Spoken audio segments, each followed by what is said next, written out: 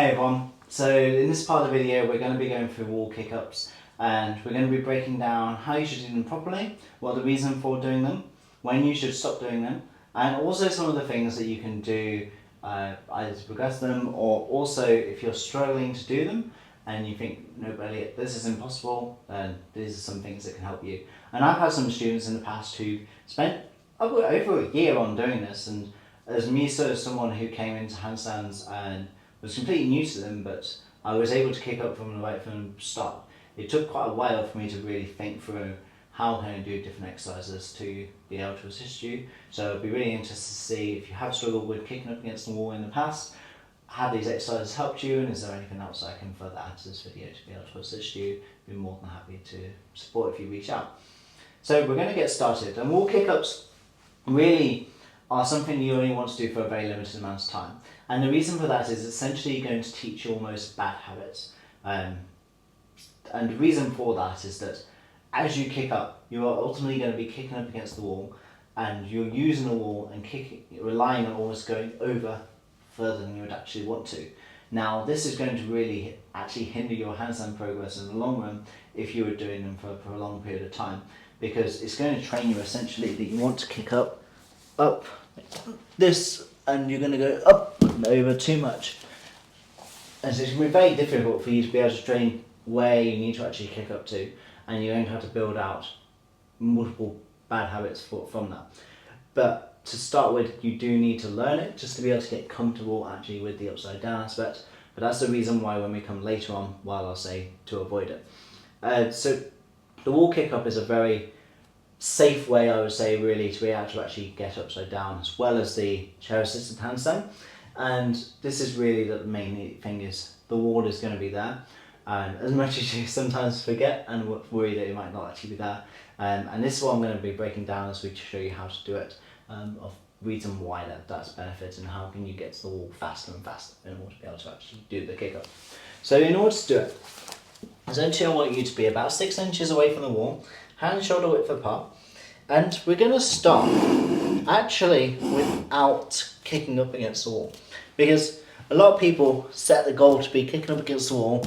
You try some jumps and you don't make it, and you almost count that as a failure, and I've not succeeded and I've not learned anything from it. Whereas in actual fact, you can use this to your advantage and understand how you can better build your getting closer and closer. So what I want you to do to start with is you can do this on either one leg, like so, or with bunny hops. And what I want you to do is just focus on jumping higher and higher and higher up. You don't have to worry about, to start with, just touching the wall. That's not necessarily because you shouldn't touch the wall, it's more because having in your mind that the objective is to hit the wall and you're not doing it is basically setting yourself up for failure to start with. So instead I want you to begin with just practicing getting those jumps and getting higher and higher. Because at the end of the day, if you kick up like this and you're waiting then for a while and you're building up in your head, as next time I'm going to attempt, and the next time you're going to attempt, as a bigger and bigger deal, this is going to make it ultimately a lot harder for you to be able to ever get upside down, because you're creating this big event in your head. Like fireworks are going to happen. Unfortunately, fireworks don't happen when you end up touching the wall with it. So that's essentially why. And in terms of how you actually get up against the wall, well, first of all, you want to treat this as doing at least 10 kicks on one leg, and also 10 separate bounces on 2 legs, when you're trying to get yourself high enough. If you find your arms are bending in this probably means that you've lacked shoulder strength, and you probably need to spend a lot more time working on chair assisted handstands and plank poses and things like that to be able to better support yourself and gain more strength in this area.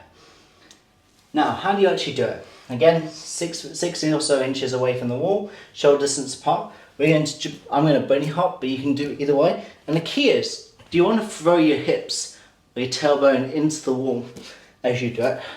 So I'm leading with my bum that's going to be against the wall. So you're trying to create as much momentum towards getting to the wall as possible.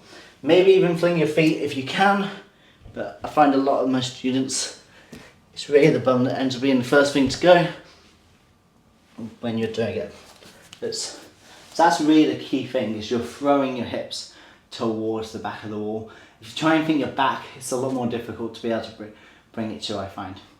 So now we're going on to the next bit, is if you're still struggling, you've tried the kick-ups, just your kind of warm up, you're still not able to kick up.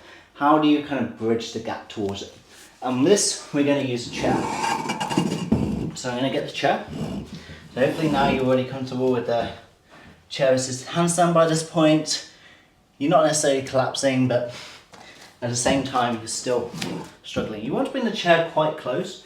As you can see here, I just tried to bring it to one stage and it still wasn't close enough for me. Now there's two ways you can do this. One is that you can just straighten your legs, and you see now I'm against the wall. I get up against the wall. Now I can come down, get up against the wall.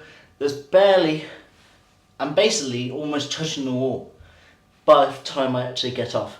And this is really beneficial for me because it reduces almost that fear factor of being there. You may want to have a spotter with this, just because the angle is quite sheer, just to make sure that you're going to be safe, especially if you're feeling comfortable with it. The next thing you can do is have the chair a little bit further away. At this point, I'm more using it just as a way to be able to reduce the height that I've got to kick up.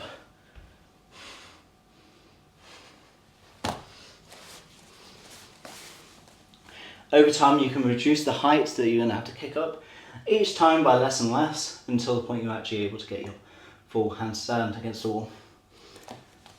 We'll move this away then. Now going on to the final thing, how can you progress it further? The main thing you really want to do as you do this is coming off the wall. So let's say you can already kick up fairly comfortably against the wall, and now I want you to build to doing about 10 reps of this exercise where you're going to kick up against the wall, and then we're going to claw at the ground using the hands to push back off the wall. And this is going to allow us to gain some more control of our handstand, because ultimately when you're holding your handstand you're having to push back and forth, and it's never like a straight line that a lot of people end up talking about, is this straight line handstand that they're going to try and get. And in reality it's actually more, you're moving one way and back and forth. So when you're first learning, if you kick up into a handstand, you're going to go all the way over to the other side. As you get a bit better and you kick up towards the handstand, you're going to be going towards the other side, and then you push back and then you go down and you fall down. And ultimately it's that balance between these two positions that's ultimately going to allow you to be able to balance. And eventually, even like pro circus performer hand balancers, they're still moving, they're still making mistakes, but they're just correcting them many times a second. That's what we're trying to work towards. So to do that, we're going to kick up against the wall, and we're going to claw at the ground, maybe take one leg off, claw at the ground through the hands until we come off. Jump back up against the wall, claw at the hands, claw, there we go, till we come off. Jump up, claw at the wall, claw, there we go. And push back up. And we'll do this for a couple more goes. Jump up against the wall. Maybe take your butt off if you're still struggling. But the more you put that pressure on your fingers to do it, so the less you're moving your hips to the wall, the ultimately harder this is going to be, and the more you're working towards pulling yourself back down. And if you've done a crow pose video and already worked on the kind of balancing there, you may notice this is essentially a more extreme version of this, and it's just to be able to get the hands more engaged and active in this kind of pose to allow you to be able to better control them in the future as we go into the full balancing sections later on in the program. So that concludes this video, going through all of phase 1 and the different things you can do for it.